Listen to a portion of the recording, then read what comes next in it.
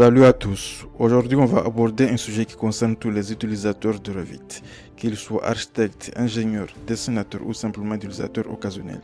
S'il y a bien une chose que nous avons tous l'habitude de faire avant de démarrer un projet Revit, c'est l'importation d'un fichier DWG.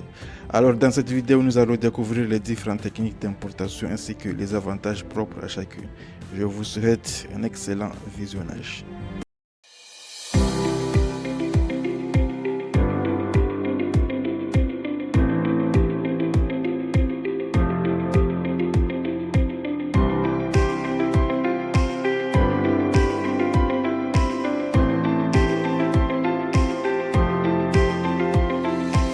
Donc pour importer un fichier sur Revit, vous allez juste cliquer sur insérer comme ça. Ici vous avez plusieurs manières d'importer un fichier. Vous pouvez lier un fichier Revit, vous pouvez lier un fichier IFC, vous pouvez lier un fichier CAO.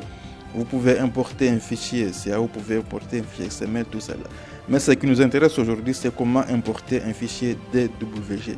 Alors je vais vous présenter deux méthodes d'importation des fichiers DWG. La première méthode, ça consiste à utiliser l'outil importer CAO. Donc moi je vais cliquer sur importer CAO comme ça. Alors ici moi je vais chercher le dossier auquel j'ai stocké mon fichier. Je vais aller au niveau de bureau comme ça. Et puis je vais cliquer sur tuto. Voilà mon dossier. Donc ce sont les fichiers auxquels je vais importer. Mais je ne peux pas importer les deux fichiers en même temps. Je dois les importer un par un. Moi je vais commencer par le RTC. Ok, je clique sur RTC. Dans les options d'importation au niveau des couleurs, moi je vais conserver les couleurs de mon fichier DWG. Au niveau des calques, je vais importer tous les calques. Au niveau des unités, je vais cliquer sur millimètres parce que mon fichier DWG est en millimètres. Il ne faut pas cliquer, par exemple, votre fichier est en centimètres, vous allez choisir le mètre. Non, si votre fichier est en millimètres, vous devez choisir millimètres. Alors, au niveau des positionnements, moi je ne veux pas laisser automatique, je vais le mettre manuellement. Ok, manuel centré. Au niveau déplacé, je vais le placer au niveau 1. Si c'est OK pour moi, je vais cliquer sur ouvrir. Ici, vous pouvez voir que j'ai la possibilité de positionner mon plan là où je souhaite parce que j'ai demandé à Revit de le positionner manuellement. OK. Par exemple, moi, je vais le positionner juste au milieu comme ça. Ça, c'est parfait. Alors, maintenant, après avoir positionné le plan, qu'est-ce que je peux faire? Je vais sélectionner le plan en question et puis je vais le verrouiller. Parce que si je ne verrouille pas le plan, je risque de le déplacer intentionnellement. Donc, moi, je vais cliquer sur le symbole verrouillé que vous voyez comme ça. Et puis là, j'ai verrouillé le plan. Alors, qu'est-ce que je peux faire aussi comme manipulation? Supposons que maintenant, je vais travailler dans la partie structure. Ce qui veut dire qu'il y a d'autres éléments ici que je n'ai pas besoin. Par exemple, je n'ai pas besoin de cotation.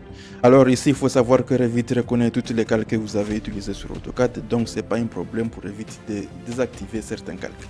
Par exemple, supposons que moi, je vais désactiver les calques cotation. Alors, qu'est-ce que je vais faire? Je vais sélectionner le plan en question et puis je vais cliquer sur Requête. Alors, si je clique sur Requête, on me demande de sélectionner l'élément que je vais désactiver. Donc, moi, je vais désactiver les cotations. Donc, moi, je vais sélectionner sur cotation comme ça. Donc, si je sélectionne sur cotation, ici, j'ai la possibilité de masquer. Donc, je clique sur masquer. Et puis, si je masque, vous voyez que toutes les cotations ont disparu.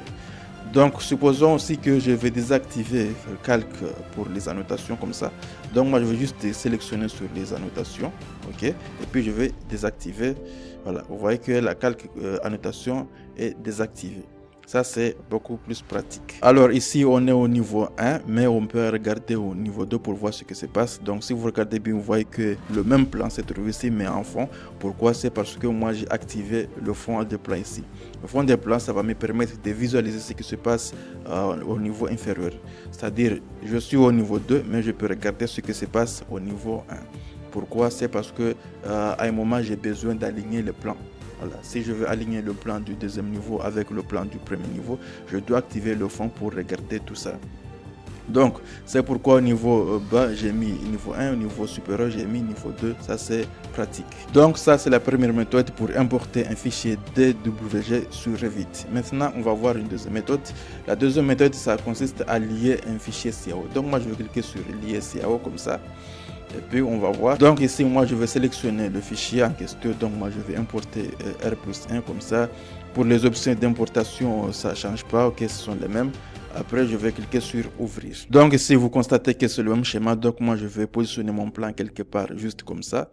Mais vous pouvez constater que les deux plans ne sont pas alignés verticalement. Donc moi, je vais chercher à aligner les deux plans. Donc pour aligner les deux plans, c'est simple.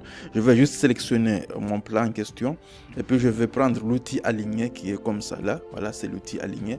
Et puis je vais aligner le plan horizontalement d'abord. Donc moi, je vais juste cliquer sur une ligne comme ça. Ok, cette ligne là, et puis je vais sélectionner sur mon plan parce que ça c'est le fond de plan, et puis je vais sélectionner sur mon plan en question. Voilà, ok, alors ça c'est bon, je vais sélectionner ici. Ok, alors, si je le sélectionne ici, vous voyez que les deux plans sont alignés horizontalement. Donc je vais aussi les aligner verticalement. Alors pour les aligner verticalement, je vais faire pareil, hein. Je vais sélectionner par exemple sur une ligne comme ça. Ok, ici c'est parfait. Ok, et puis je vais sélectionner sur mon plan. Ok, je vais sélectionner juste à côté ici. Voilà. Maintenant, vous voyez que les deux plans sont superposés. Voilà, j'ai superposé les deux plans. Ok. Maintenant, si je ne vais pas utiliser le fond de plan, je peux aussi le désactiver, hein. Je vais juste regarder ici au niveau des niveaux fond de plan, niveau fond de plan. Ok, c'est ici. Je vais sélectionner ici et puis je vais choisir aucune. Ok, maintenant appliquer. Alors maintenant, j'ai pas le fond de plan en question. Donc je vais sélectionner le plan en question ici et puis je vais le verrouiller comme le RDC. Maintenant, c'est bon. Alors si je vais aussi désactiver certains calques, c'est simple. Je vais juste prendre requête ici et puis je vais choisir par exemple la calque cotation. Ok, et puis je vais masquer ça. C'est parfait. Si je vais désactiver aussi les calques pour les annotations, je fais pareil, je sélectionne ici et puis je vais masquer ça. Ok. Donc maintenant, ce sont les deux méthodes pour importer un fichier DWG sur Revit. Alors il y a quand même un avantage avec cette méthode de l'ISIAO. Supposons que maintenant je travaille en collaboration avec un architecte. L'architecte me contacte pour me dire qu'il y a eu un changement sur le plan. Donc il m'a transmis la dernière version. Donc moi, qu'est-ce que je dois faire? Est-ce que je dois réimporter le fichier DWG ici pour travailler? Est-ce que je dois me permettre de faire des modifications sur Revit directement ici, sachant que je n'ai pas de précision? Ok, pour un petit plan, je peux avoir une précision ici pour les modifications, mais supposons que c'est un grand plan qui a eu beaucoup de modifications. Qu'est-ce que je dois faire? Est-ce que je dois réimporter le plan? Non, je dois juste faire des mises à jour parce que j'ai lié le fichier. Donc je vais vous montrer tout ça. Maintenant, supposons que voilà, le plan c'est là, c'est le plan. Ok, ça c'est le plan du premier niveau. Maintenant, supposons qu'il y a eu une modification ici quelque part là. Donc moi je vais supprimer ça. Ok, parce que déjà si vous regardez bien ici au niveau du plan, il a mentionné ici qu'il y a changement. Supposons que le changement consiste à supprimer le mur que vous voyez ici avec la porte et fenêtre. Donc moi je supprime ça. Ok, quand je supprime ça, je vais enregistrer le fichier. Supposons que c'est la version finale de l'architecte qui m'a transmis. Donc, ce que je dois faire, je vais aller au niveau de Revit comme ça. Ok, au niveau de Revit. Au niveau de Revit, si je zoome ici, vous allez voir que c'est ici qu'on a fait les modifications. Mais les modifications n'ont pas eu lieu ici. Donc, qu'est-ce que je dois faire? Je dois aller ici au niveau de gérer comme ça. Et puis, vous allez avoir ici gérer. Dans gérer, vous avez gestion des liens. Donc moi je vais entrer au niveau de gestion des liens comme ça. Ici dans la partie gestion des liens, vous pouvez voir que le lien est là, c'est le R+1 DWG. Donc qu'est-ce que je dois faire? Je dois juste cliquer bouton droit ici au niveau du plan R+1. Puis moi je vais cliquer sur recharger. Maintenant j'ai fait la mise à jour du plan. Après avoir fait la mise à jour du plan, je peux quitter comme ça et puis je vais regarder. Alors si je regarde, vous voyez que les modifications sont faites ici automatiquement. Voilà, parce que j'ai mis à jour le lien. Voilà, c'est parmi les avantages de lier votre projet.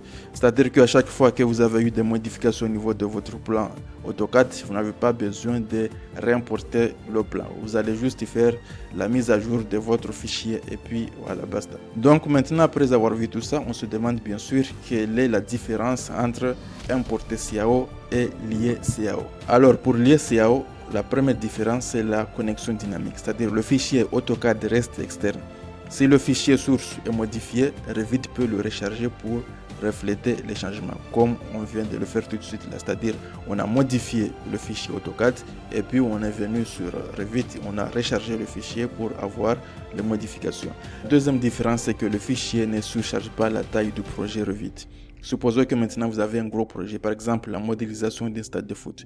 Dans ce cas de projet, vous avez pas mal de choses. Vous avez l'ossature poteau-poutre, vous avez la maçonnerie, vous avez la piste à modéliser, vous avez la coque, vous avez pas mal de choses. Donc si vous importez ce fichier sur Revit, normalement ce fichier-là, ça sera énorme. Ça va surcharger le projet Revit. Mais si vous liez ce projet-là, donc le projet sera allégé parce que ce fichier-là ne fait pas partie du projet Revit. Et la dernière différence, c'est la gestion des liens, ce qui facilite le contrôle. On a vu ensemble comment gérer les liens. Maintenant, si vous importez votre fichier CAO, alors la première différence, c'est l'intégration complète. C'est-à-dire le fichier AutoCAD est intégré dans le modèle Revit, il devient une partie du fichier Revit. Si vous importez votre fichier ici dans le fichier Revit, c'est-à-dire le fichier importé fait partie du projet. C'est la première différence. La deuxième différence, c'est-à-dire il n'y a pas de mise à jour automatique. Si vous commettez des erreurs, s'il y a eu des modifications, vous serez obligé de réimporter le fichier. Et la dernière différence, c'est qu'on peut exploser le fichier pour convertir des éléments en géométrie Revit, mais cela peut alourdir encore le projet. Donc en résumé, on peut dire que lier est plus souple et recommandé pour la collaboration, tandis que importer est plus rigide mais utile pour les références fixes. Donc c'est les deux méthodes pour importer votre fichier AutoCAD sur Revit. Quant à moi, je vous donne rendez-vous la semaine prochaine pour une nouvelle vidéo. D'ici là, continuez à liker, partager, vous abonner et portez-vous bien comme d'habitude.